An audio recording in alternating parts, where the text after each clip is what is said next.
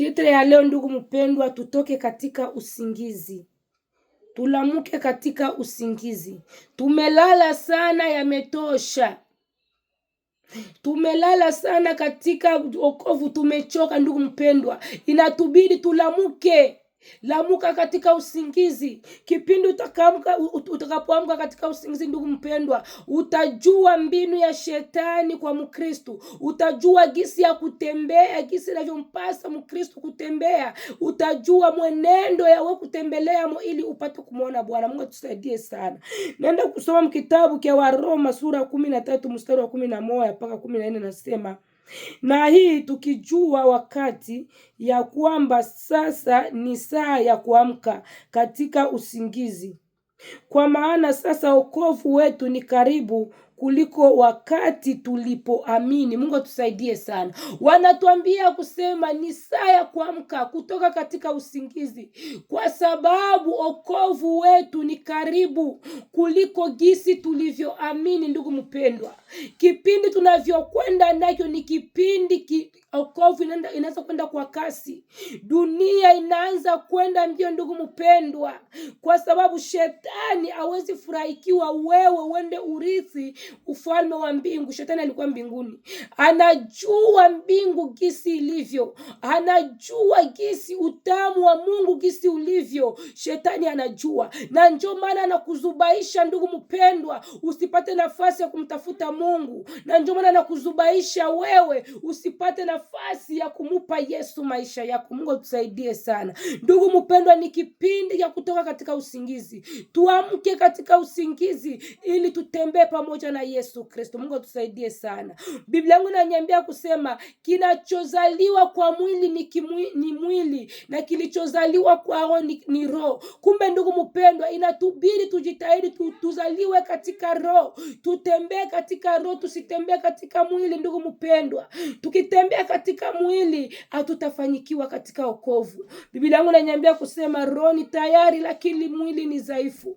Utakuwa kila mara unarudi nyuma au uendelei, kila mara uendelei, ni kwa sababu mwili ni dhaifu na unakataa kumpatia Yesu Kristo maisha yako. Mungu tusaidie sana. Unakataa Yesu Kristo asitawale mwili wako, unakubali uendeshe wewe mwenyewe gisi unavyotakiwa. 12 anasema usiku umeendelea sana, mchana ni karibu. Kwa sababu hii tutupe kazi ya giza, tuvae silaha za nuru. Mungu tusaidie sana. Usiku umeendelea, mchana ni karibu ndugu mpendwa. Hakuna usiku aje utaendelea bila mchana kuwa. Usiku umakuwa wingi lakini mchana utakuwa tu. Hata usiku uwe urefu namna gani, mchana utakuwa tu ndugu mpendwa. Wanatuambia kusema tutupe kazi za giza, bali tutembee katika nuru ndugu mpendwa. Tutoke kutembea usiku, tutembee mchana, kwa sababu utakapotembea usiku hautajua kenye kuwa mbele yako ni kitu gani. Hautajua kusema hiki ni kitu gani kwa mbele yangu. Utajikwa kumti, utajikwa ni kujiwe, kwa sababu unashindwa kujua ya kusema kitu gani kenye kuwa mbele yangu, mguu wangu utafinyanga wapi. Lakini ukitembea mchana utajua ya kusema hii ni kitu gani, hii ni jiwe utaitambuka, hii ni mti, hii ni kisiki utakitambuka. Lakini ndugu mpendwa, ukikalia kutembea usiku hautajua ya kusema unatembelea fasi gani, mguu wako unatembelea wapi. Mungu tusaidie sana ndugu mpendwa. Wanatuambia kusema tuvue kazi ya giza, bali tutembee katika nuru. Tuvue zambi zote ndugu mpendwa, tuache zambi ili tutembee katika nuru. Ukitembea katika nuru ndugu mpendwa, utajisikia na wewe mwenyewe nafsi yako inakuwa sawa. Utajisikia wewe mwenyewe uko halali katika mwili wako. Lakini ukitembea katika giza utajifariji tu, lakini katika zambi hakuna amani, katika zambi hakuna salama ndugu mpendwa. Mungu atusaidie sana. 13 anatuambia kusema kama katika mchana tutembee vizuri, si kwa ulafi na ulevi, si kwa washarati na tamaa mbaya, si kwa kugombana na wivu. Ndugu mpendwa, Wanatuambia kusema si kwa ulafi wala kwa ulevi.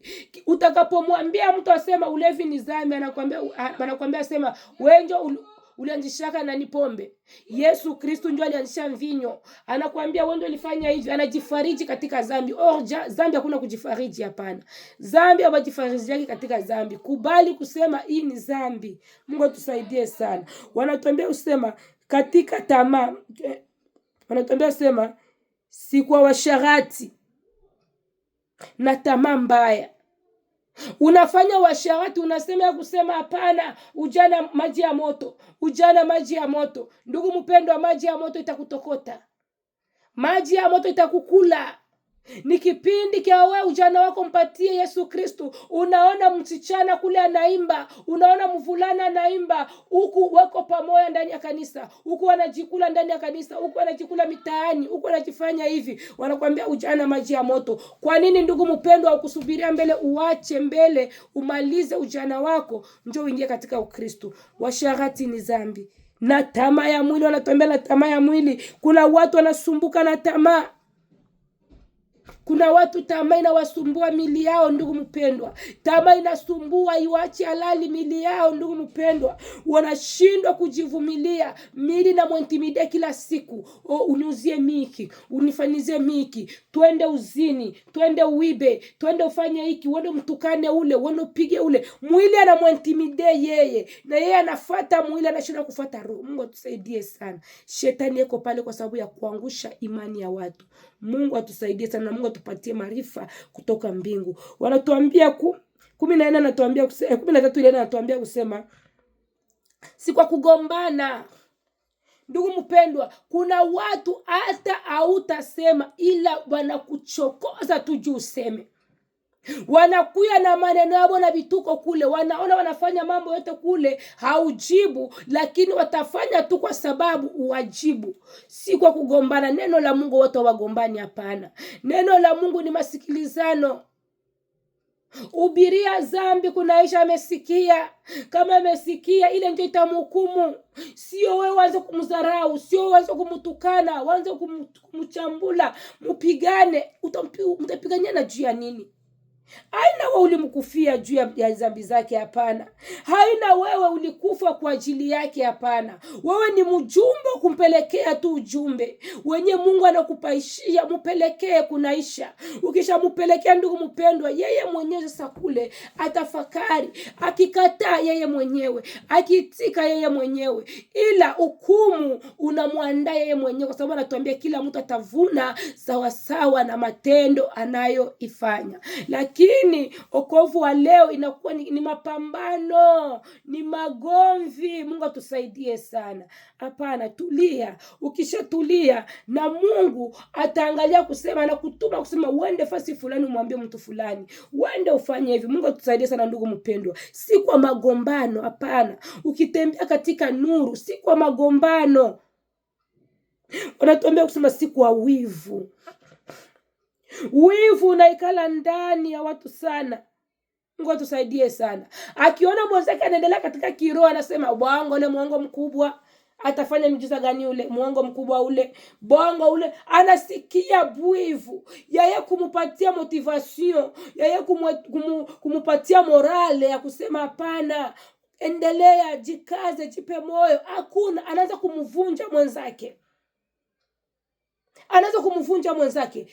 Achana naye ule. Mungu atamtembelea wapi? Mungu anainua kinyonge, anaficha. Anatuambia kusema Mungu anajificha kwa wenye akili na wenye fikra yao nzuri, lakini anajitukuza kwa kinyonge, anajitukuza kwa ule mtu aliyetupwa, ule mtu aliyezarauliwa, na ndio kwenye Mungu anajitukuzia. Mwenzako akifanya vizuri, umtape tu ndugu mpendwa. Mwenzako akivala mzuri, mwambie umependeza. Mwenzako akifanya mzuri, endelea ndugu mpendwa, unafanya mzuri. Hapana wivu, utajikula. Utakuwa nasema unatimiza vyote, lakini wivu unakukula. Wivu unakukula, inakuchelewesha mbingu ndugu mpendwa. Wivu sio sawa. Wivu sio sahihi katika neno la Bwana. Tukitembea katika nuru ndugu mpendwa, tuache wivu. Wivu ni mbaya katika neno la Bwana. Katika nuru hakuna wivu. Mungu atusaidie sana. Na wanatuambia kusema katika mstari wa 14, lakini mvae Bwana Yesu Kristo, na msifikiri mahitaji ya mwili kutimiza tamaa zake. Mungu atusaidie sana. Tumvae Yesu Kristo, ili Yesu Kristo awe ngabo yetu, ili Yesu Kristo awe nuru kwetu. Mungu atusaidie sana ndugu mpendwa. Wanatuambia kusema tutembee katika mchana, tusitembee usiku, tutoke katika zambi. Mzambi hamuna salama, mzambi hamuna amani. Utajifariji mchana, watu wanakuona, usiku utalia na machozi, kwa sababu katika zambi hamuna salama. Mungu akusaidie. Heri mwisho mzuri kuliko mwanzo.